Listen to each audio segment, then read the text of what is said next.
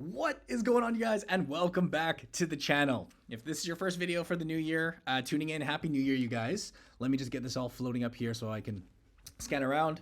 Also, for those that were saying, oh, stop wearing a beanie in your videos, stop wearing a hoodie, I got my polo shirt on today. I got an actual dress shirt on, so thumbs up. Thumbs up on the video if you appreciate that. I can't promise it'll be a recurring thing, but I did have I sometimes do wear something other than a hoodie. What I did was I asked on Instagram and on Blossom for anybody who's interested in a portfolio review. And today we've got two submissions that I want to cover. And what I like about these two submissions is we have two very different styles of portfolios. So one of them here is more of an ETF index-based portfolio.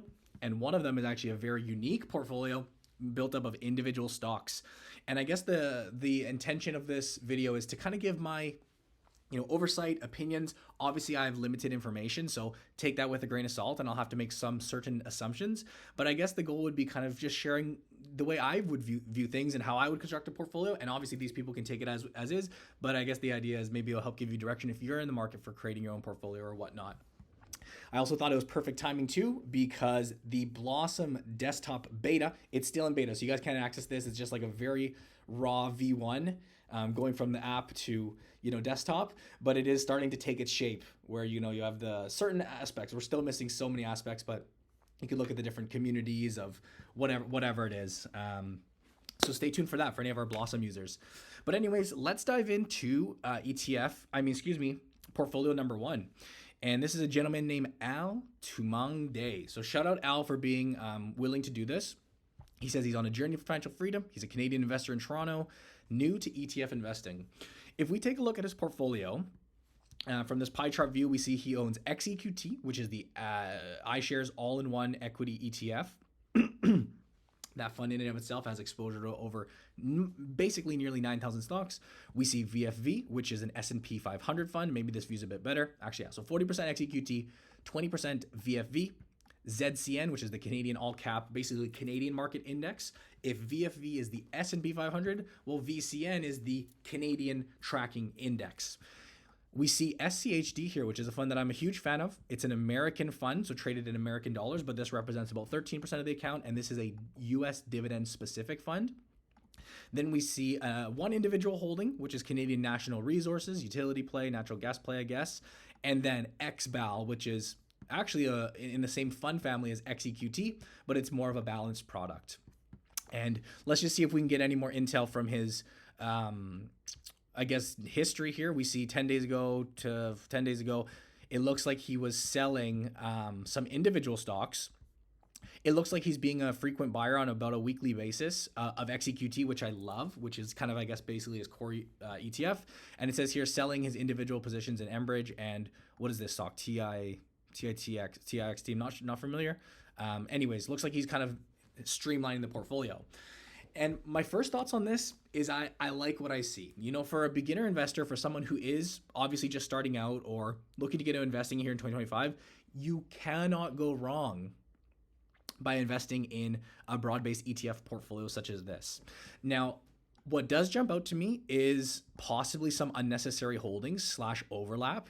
And in fact, when you look at a fund like XEQT, which the idea behind this fund is it's an all-in-one fund, and it literally is kind of all you need, right?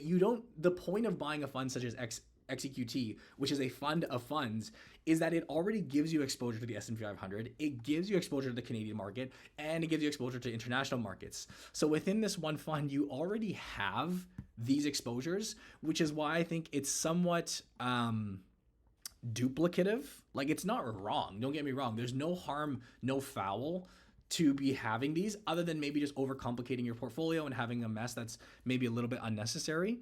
But I hope this investor understands at Ultimate Invest is that he does already have exposure to this via XEQT. So realistically, if this was 40%, he could bump that up to 60%, 70%, and have these included. You could make an argument about fees where this one does charge the 20 basis point MER versus these are going to be a lot lower. So that's the case. There is also a scenario with limited information that I have is that maybe there's multiple accounts. So on this beta, we obviously can't break up the accounts. This is just showing the high level. It's possible maybe he owns XEQT in his TFSA and, you know, these in a non-registered or in his RRSP, whatever the case is, and that's why there's the two different funds. But long story short, a fund like XEQT is such a the whole point of that fund is that you can have really just a one fund portfolio. That said, I do really like the addition of SCHD. So one of the strategies that I would take if I was using XEQT as like the core of my portfolio is I would literally put 80%, 100%, whatever that is, the big chunk of my portfolio in XQT, knowing that all my bases are covered.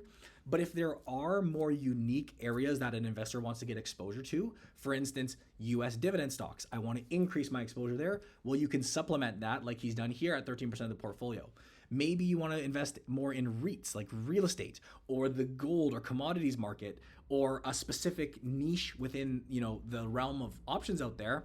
Well, that's where you could complement it with, you know, additional funds. But just understand there is overlap, kind of what I see. But at the top level, I very much like it. One other thing that I'll point out very well that this investor is doing is like we see here 90% of the portfolio, actually 95%, is in ETFs. And he does clearly have some individual stocks. I guess he's a believer in Canadian National Resources, but it's still a minor weighting. You know, it comes in at 5-6% of the portfolio. Basically, what that does is that it, you know, if this is a stock that plummets or does poorly or is just a very terrible pick, that will get mitigated or muted out by the broader kind of reliable performance from his ETFs. And again, he does still have exposure to this, you know, via his Canadian funds, FYI. But of course, he might be just a little bit more bullish on this. One final point in terms of cleanup, I don't understand this fund right here, why you would have, you know, majority of your money in an all equity fund, and clearly everything's all equity based, and then you have 4% in a balanced fund. Again, this is maybe just needs a little bit of cleanup. If it were me, I would wipe this fund out of the account because it's not like this fund is providing the portfolio with a good balance at only 4%, because 4% of his portfolio, and then within this, you're only getting 40% exposure to bonds. I don't know what the math is on that, but very minimal. Just a little cleanup thing. But overall, I would say if you're looking to build, you know, maybe an ETF kind of very passive investing approach, I really don't see much wrong with this portfolio at all. I think it's awesome. And Al, I appreciate you being a good submission submitter for letting us review your portfolio. Let's move on. Actually, I'll say this. What do you guys think before I move on? Leave a comment down below on what you think of Al's portfolio. Is there anything he should be doing differently that you would suggest? I'm sure he may watch this and have good feedback from you. Let's move on to another one. It is Anastasia, another Canadian from Toronto. Actually very cool. She's an investor, a shareholder in Blossom. So she participated in the last round. She has that little badge there, verified for those that aren't familiar with Blossom. So her portfolio is linked. These are all their real assets, and you can see the different returns. She's done very well on Nvidia. She's done very well on Apple, and she's just seen honestly strong performance across across the board. I was actually looking back at her post. She just crossed, well, actually didn't just cross. This was about 82 days ago, but she passed the 100K milestone. So congratulations on that. Obviously a huge portfolio milestone, and Anastasia is just an awesome person. Founder, YouTuber, cat mom, and mountaineer. There, I'll shout out her. Oh, very cool YouTube channel. Actually, I didn't even see this till I accidentally clicked on it, but go shoot her some subscribers for being a good submission guest here. So thank you, Anastasia. But to take a look at her holdings, she definitely owns a lot of stocks. And I would consider this an individual stock portfolio. She does have some exposure to ETFs. So let's go through them one by one. She's got largest position Nvidia, 13% of the account. Apple, she owns VFV, which is the S&P 500 fund at 7.8%.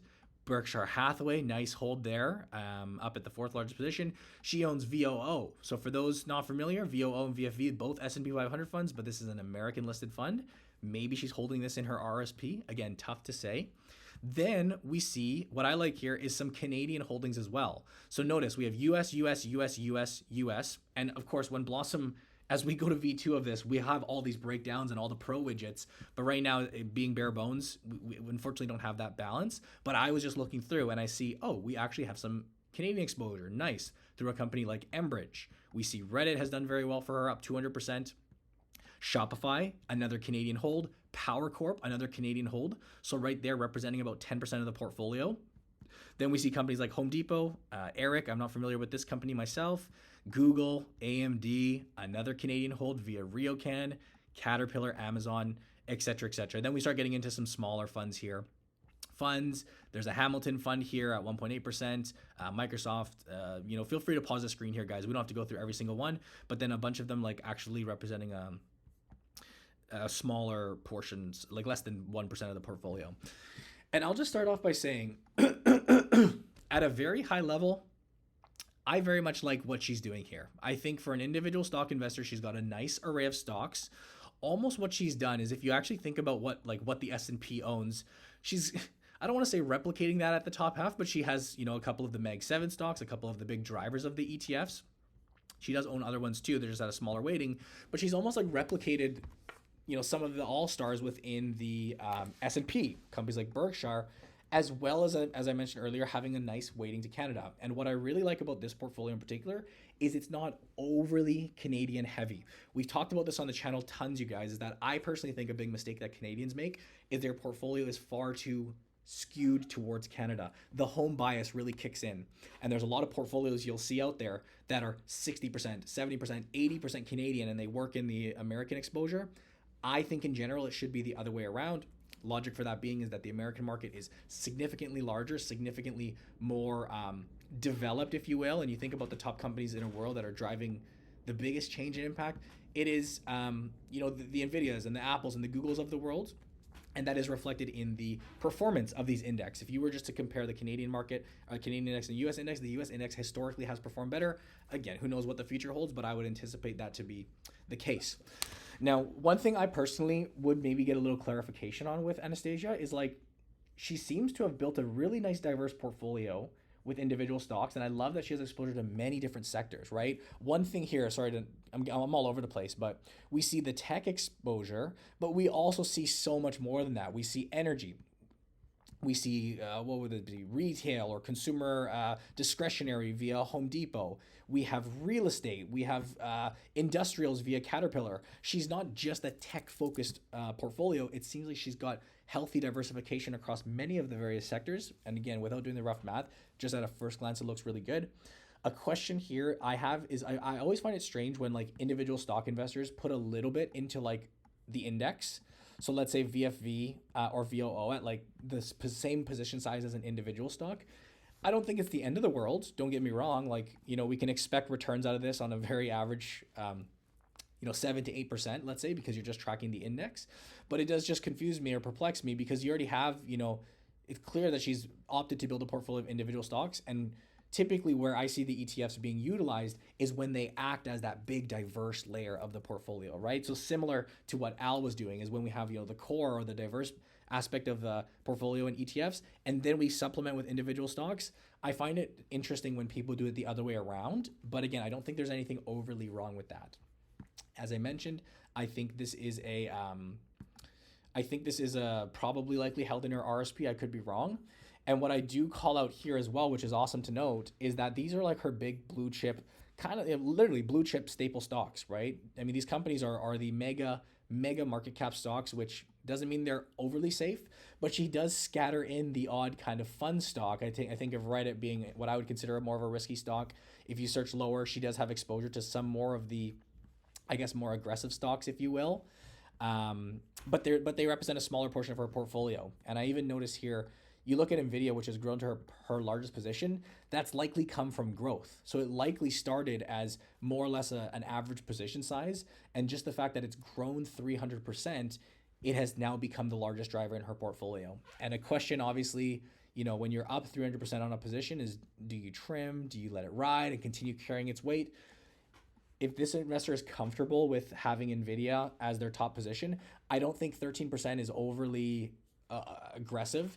If this was 80% of our portfolio or 70% or 50% for that matter, my comfortability would say, hey, let's not get greedy. Let's take some profits off the table. We've done well, take those and maybe reallocate and still participate in the growth going forward. But at 13%, I don't think there's anything wrong with that. I think the portfolio is actually looking quite strong. There is, towards the bottom half, I will just finish off with quite a few funds here that I think, stocks and funds that are maybe smaller that I don't know if they need to be here. For instance, XEG, the Hamilton fund at 1.8%, it's kind of, contrary, what's the point of having such a small little exposure or position there? excuse me. And then especially when we get down to, these smaller positions, again, maybe they're flyers that she's putting, and she just wants to own them for whatever the reason is.